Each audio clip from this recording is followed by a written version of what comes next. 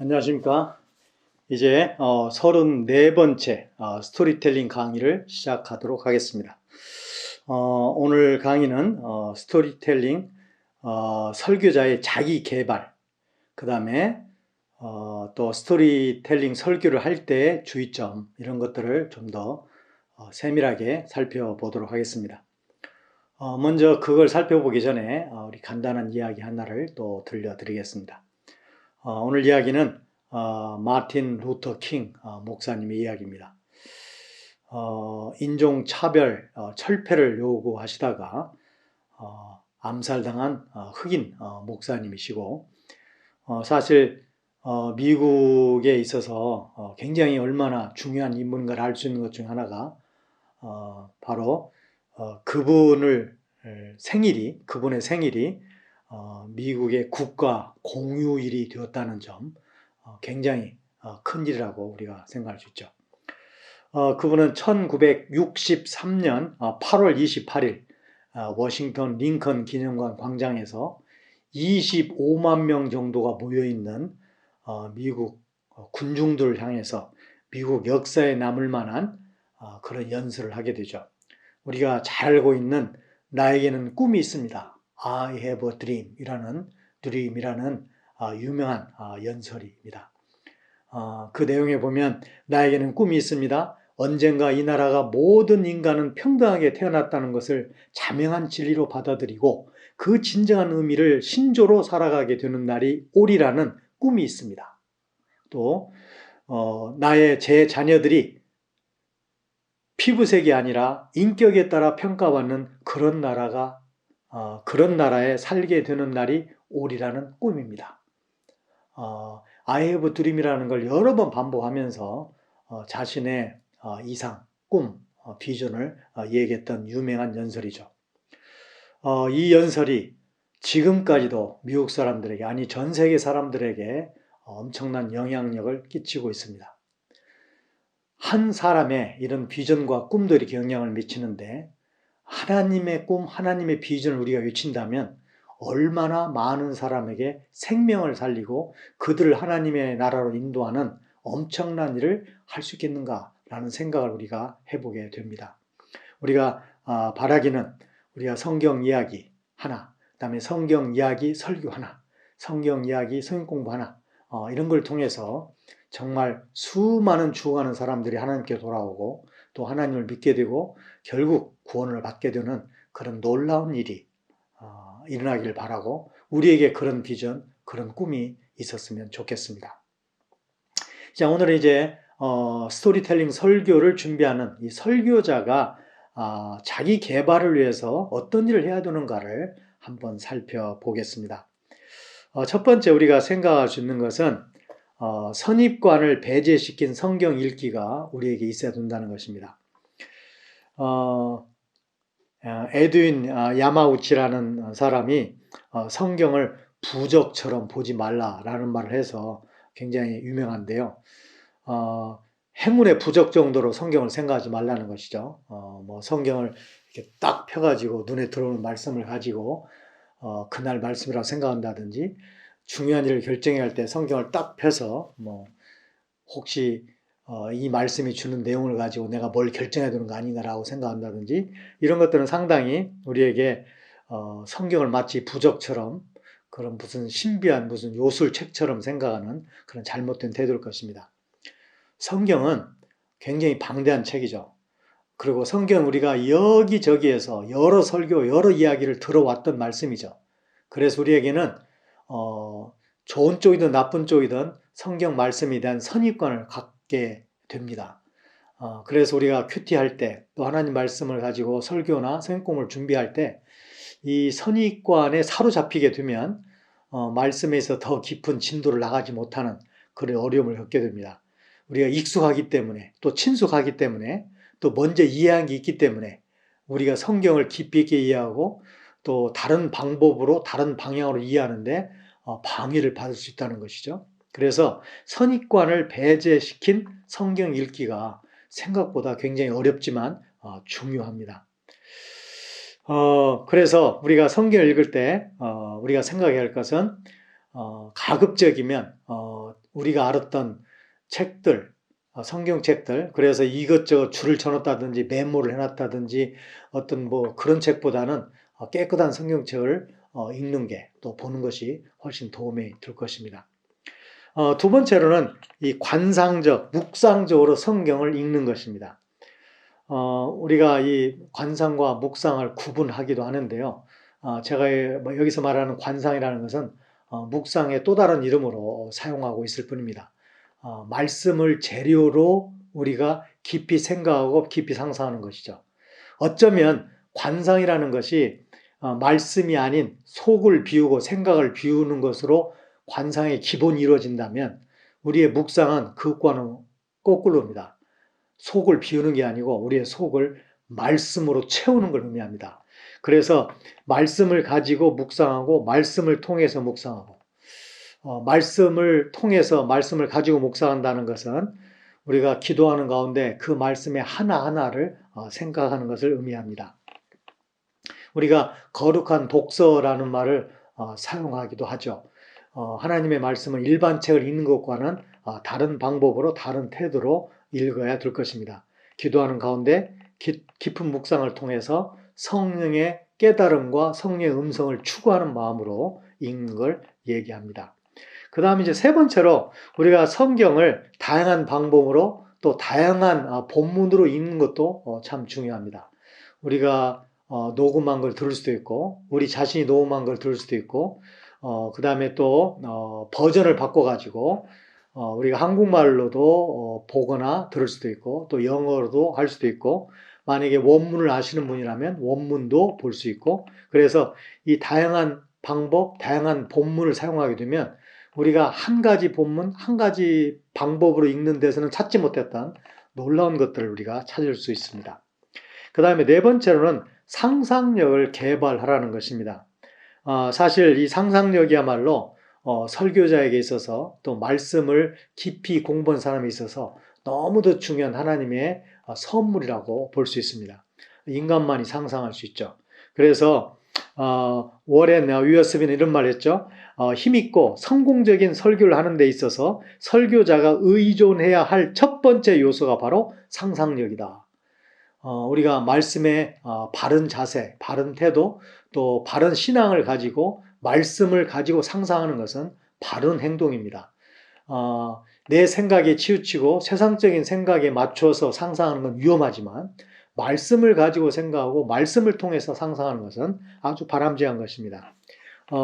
그런가 하면 워런 위어스비가 이런 말도 했습니다. 상상은 말이나 개념을 통해 자라지 시각적 이미지를 통해 자라지는 않는다. 우리가 시각을 통해 어떤 이미지를 바라보면 그 이미지가 담고 있는 메시지는 우리 사고를 그냥 통과해서 미처 생각지 못한 방식으로 영향을 준다. 그러나 우리가 말을 듣게 되면 우리는 상상을 통해 나름의 이미지를 빚어낸다. 그리고 이렇게 빚어진 이미지는 대중매체 전문가가 계산하고 조작한 이미지보다 훨씬 더 우리 자신에게 크게 다가온다. 우리가 이미지를 통해서 영상을 통해서 뭔가를 이해하는 것은 정신을 놓고 있어도 그냥 적당히 봐도 이해가 됩니다. 그러나 우리가 라디오를 통해서 음성을 통해서 뭔가를 듣고 있다면 정신을 집중하지 않고 그 단어 하나하나에 상상력을 더하지 않으면 깨달을 수 없습니다. 그러니까 우리가 시각적으로 뭔가를 이해하는 것과 청각적으로 이해하는 것은 굉장한 차이가 있습니다. 사실 하나님의 말씀은 우리에게 1차적으로 청각적인 이미지를 만들도록 들려지도록 이야기해지도록 주어진 것입니다. 그래서 이 말씀을 눈으로 우리가 보지만 그 말씀을 여러 번 읽음으로 말씀을 머릿속에 기억하고 내가 이야기를 해봄으로 또는 다른 사람 이야기를 들음으로 우리가 얻는 메시지는 성경 말씀의 깊은 의미를 깨달을 수 있는 중요한 방법이 되는 것입니다. 또 다른 사람들의 이야기를 경청하는 것도 굉장히 중요합니다.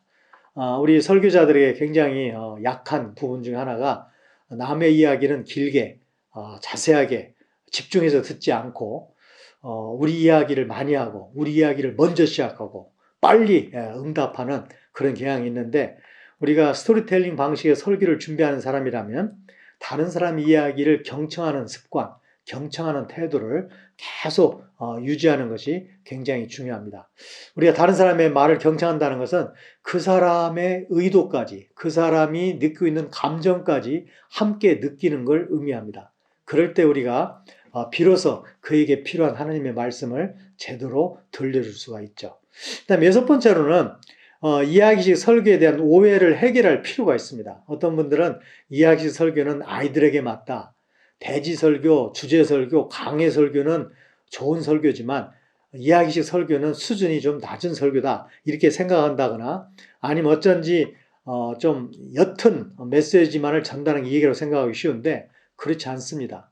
만약에 그렇다면 예수님은 수준이 낮은 아이들의 관계되는 이야기만 하셨습니까? 예수님은 수많은 이야기와 비유를 말씀하셨는데 그 비유는 언뜻 보기에 단순한 내용으로 보이지만 심오한 내용을 동시에 가지고 있습니다. 그래서 이야기를 들려드리게 되면, 이야기 설교를 하게 되면 듣는 사람들은 각자의 필요와 각자의 관심과 각자의 수준에 맞게 이야기를 다르게 듣게 됩니다. 그게 바로 성경이 75%가 이야기로 쓰여진 이유 중에 하나일 것입니다. 그래서 이야기 설교에 대한 잘못된 생각, 오해를 바꿀 필요가 있습니다. 그 다음에 이제 마지막으로 설교에 있어서 장애물이 되는 것들을 하나하나 극복하는 게 중요합니다. 내적 장애물이라 하면 분주함 같은 거, 정신없이 사는 것 같은 것이 내적 장애물이 되겠죠. 그 다음에 건강 문제, 또 감정적 문제, 영적인 메마름, 기도 부족, 그 다음에 어떤 보여주려는 과시욕, 호감을 얻으려는 마음, 이런 것들이 다 어쩌면 내적인 그런 장애물이 될 수 있습니다. 또 외적인 장애물이라 하면 갈등이라든지 분쟁이라든지 요즘에 권위가 몰락해 버린 사회에 살고 있는 것이라든지 아니면 종교 다원주의라든지 이런 것들은 다 우리 환경을 싸고 있는 외적인 그런 장애물이라고 생각이 됩니다. 이런 것들을 염두에 두면서 말씀에 깊이 들어감으로 말씀을 준비할 수 있는 성경 얘기를 준비할 수 있는 저와 여러분 되었으면 참 좋겠습니다. 마지막으로 이제 본문을 적용할 때 주의사항을 간단하게 한번 짚어보면 사소한 것을 지나치게 과장하지 않는 것이 중요합니다. 사소한 것을 굉장히 큰 것으로 생각을 하고 부풀려서 계속 거기에 빠지는 것은 핵심 메시지를 놓칠 수 있습니다. 물론 사소한 것도 어떤 때는 중요한 메시지를 줄 수 있죠. 그러나 거기에 지나치게 과장하거나 지나치게 빠지는 건 위험합니다. 두 번째, 부적절한 추론을 금지하는 것입니다.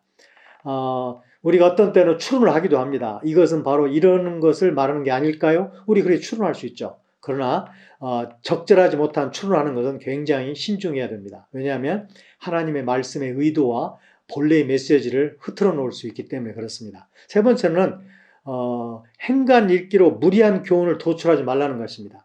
우리가 행간 읽기 필요하죠. 그런데 행간을 읽는다고 말하면서 무리하게 상상력과 무리하게 자기 생각을 집어넣으면 그 말씀의 흐름과 이 말씀의 중심 메시지를 놓칠 수 있습니다. 그 다음에 중요한 뉘앙스도 놓지 않도록 조심해야 됩니다. 어떤 단어를 사용했고 어떤 표현을 사용했고 다 이유가 있는 것인데 이런 것들을 빼버리는 것은 굉장히 조심해야 할 일이죠. 마지막으로 하나님보다 사람의 초점을 맞추게 되면 말씀을 호도할 수 있는 가능성이 높아집니다. 하나님의 말씀에 초점을 맞추고 하나님께 초점을 맞추는 성경 이해가 필요할 것입니다. 이제 마지막으로 우리 마을 얘기를 또 하나 하도록 하겠습니다. 우리 마을에 개들이 참 많습니다. 제가 살았던 마을은 아우림이라는 마을인데요. 이 마을은 한 평상시 150에서 200명 정도의 사람이 살고 있습니다. 물론 제가 이제 경비행기를 타고 센터로 돌아가게 되면 우리 마을 사람들은 각자 또 전국으로 흩어져서 마을은 한 50명 정도만 남게 됩니다. 그러나 평상시에 제가 가게 되면 150, 200명 살게 되는데 우리 마을에 개가 그 정도 이상으로 숫자가 개가 있습니다. 그래서 동네를 어디를 가나 만나는 게 사람보다 개를 더 많이 만나게 되는데요. 우리 동네 개의 두 가지 특징을 발견했습니다. 하나는 사람을 되게 무서워해요.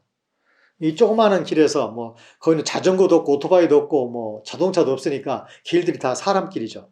조그마한 길로 가면 개가 이렇게 걸어오는 경우가 있어요. 그런데 개가 사람을 발견하면 길 옆으로 나가요. 그리고 사람이 지나간 다음에 자기도 길로 돌아서 다시 길을 가요. 이건 아이가 돌아도 그렇고 외부 사람이 돌아도 그렇고 제가 돌아도 누가 와도 그래요. 저는 처음에 우리 동네 개들이 예의가 바르다고 생각했어요. 왜 이렇게 사람을 피할까? 무서워할까? 나중에 알고 보니까 우리 동네 사람들이 개를 굉장히 함부로 대해요.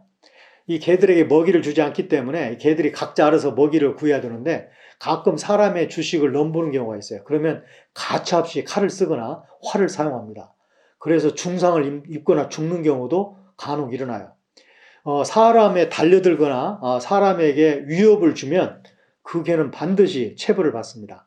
그러다 보니까 이 서 있는 동물만 만나면 이 개들은 두려워서 옆으로 빠지는 거죠.